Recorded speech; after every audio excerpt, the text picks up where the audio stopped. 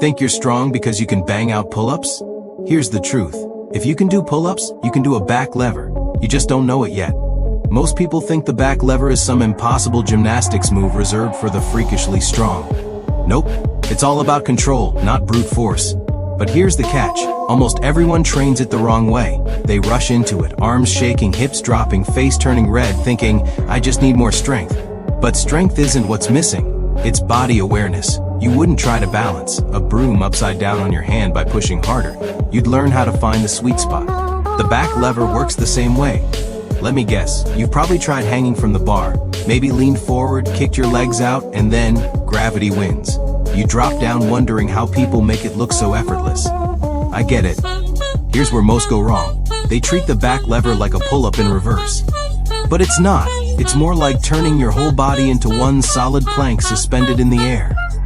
Every muscle has to cooperate, from your shoulders to your toes.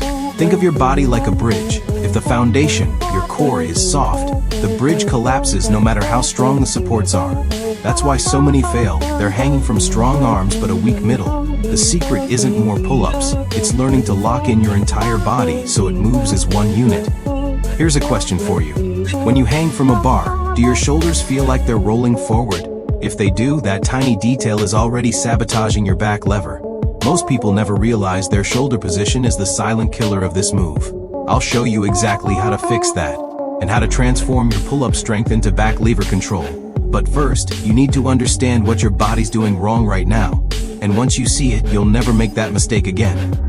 Think you're strong because you can bang out pull-ups? Here's the truth. If you can do pull-ups, you can do a back lever. You just don't know it yet. Most people see the back lever and immediately think, that's not for me. That's gymnastics level stuff. But the real difference between you and the athlete holding that perfect straight line back lever isn't some secret superpower. It's body control, the right technique, the right mindset. And here's where things get interesting. Most people who try to learn the back lever already have the strength. They've got solid pull-ups, strong lats, decent core power. But when they attempt the move, they either drop instantly or end up looking like a half-broken tent. Hips sagging, shoulders screaming, body shaking. Sound familiar? That's because they approach it completely backward. They think, I just need to be stronger. But strength isn't the problem, it's coordination. It's understanding how every part of your body connects and communicates in that moment. Let's start by exposing the biggest mistake I see all the time. People try to muscle their way into the back lever. They kick up aggressively, throw their legs behind them, and hope momentum carries them through. For a split second, they're horizontal, and then gravity wins. The body drops, the core disengages, and the shoulders take a brutal hit. That's not just ineffective, it's dangerous. Think about it. Would you ever try to balance on a slack line by running across it as fast as you can? Of course not. You'd slow down, find your balance point, and control every inch. The back lever demands the same kind of patience. Here's another classic mistake: letting the shoulders roll forward. When you hang from the bar and start to lean, your shoulders shouldn't collapse into your ears. But most people let them. That position instantly kills stability. The shoulder girdle, the structure that connects your arms to your torso, needs to stay tight, locked down, and slightly retracted. Imagine trying to hold a plank with your shoulders shrugged and your upper back loose. It wouldn't work. The same principle applies in the air. Now let me drop a quick light bulb moment on you. The back lever isn't really a back move at all. Sure, your lats and rear delts work like crazy, but the real hero here is your core. If your midsection isn't engaged like a steel beam, everything else falls apart. Think of your core as the foundation of a skyscraper. You can have the strongest steel beams on the sides, your arms and lats, but if the foundation is soft, the whole structure bends. That's exactly what happens when your core isn't braced during a back lever. You end up bending, sagging, or collapsing completely. So before we even get to the full position, I want you to rewire the way you think about the movement. The back lever starts not in your arms or back. It starts in your core and shoulders. When you hang from the bar, the first thing to do is depress your scapulae. That means pull your shoulders down and back slightly, as if you're trying to tuck them into your back pockets. This creates a locked, stable base for your entire body to pivot around. Next, think about your body as one solid unit.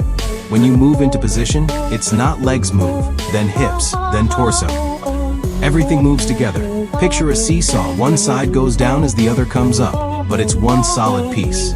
That's your body during a back lever. You're not bending or hinging, you're rotating as a single controlled plank. And here's the key most people miss: tuck progressions. Everyone wants to jump straight into the full back lever, but the secret is mastering control in smaller positions first.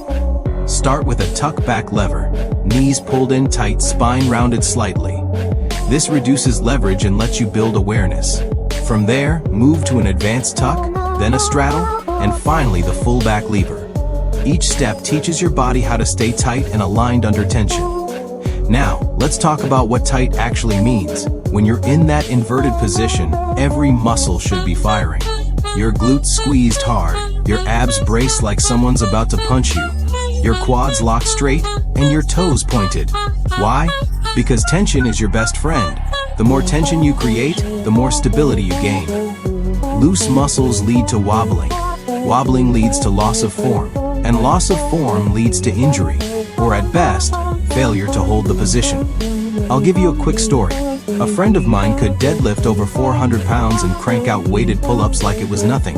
But every time he tried a back lever, he dropped instantly. After a few sessions, I realized he wasn't engaging his core or glutes, he was just hanging. Once he learned to tighten his entire body, he held his first clean 3-second back lever in a week. No new strength gains, just new control. So here's your challenge for today. Don't try to muscle through it. Instead, go hang from a bar and just feel what your shoulders and core are doing. Pull your shoulders down, engage your core, and see if you can keep your body locked even as you tilt slightly forward. No swinging, no momentum, just control. If you can hold that position for even 2 seconds, congratulations, you've already started building your back lever foundation. And when you finally start putting it all together, scapular engagement, core tension, full body coordination, you'll realize something. The back lever isn't some mystical gymnastics trick. It's just a test of how well you can make your body work as one. So, next time you're at the bar, don't think, I need to get stronger. Think, I need to get smarter with my movement. Control beats raw power every single time. Now, I'm going to break down exactly how to move from that hanging position into your first real back lever step by step. But before that, I want you to answer this. When you hang from the bar, do you feel stable? Or do you feel like your shoulders are slipping out of place? Because that tiny detail might be the difference between struggle and success. And once you understand how to fix it, the back lever will finally start to feel possible. Think you're strong because you can do pull-ups? Here's the truth. If you can do pull-ups, you can do a back lever. You just don't know how to use your strength the right way yet. Most people think the back lever is some elite gymnastics skill that takes years to learn, but in reality, it's all about control, not brute force. The strength you already have is enough. You just need to learn how to channel it. Here's where almost everyone messes up. They rush. They jump into the move thinking, if I just kick hard enough, I'll get flat. But what actually happens? Their hips drop, their shoulders cave in, and the whole body folds like a wet noodle. That's not a strength problem, it's a body awareness problem. Think of your body like a single plank.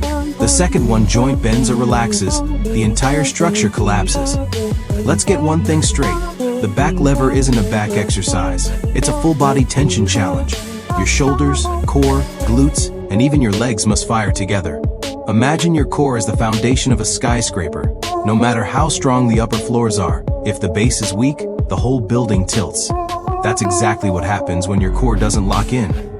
Most people also destroy their shoulders without realizing it.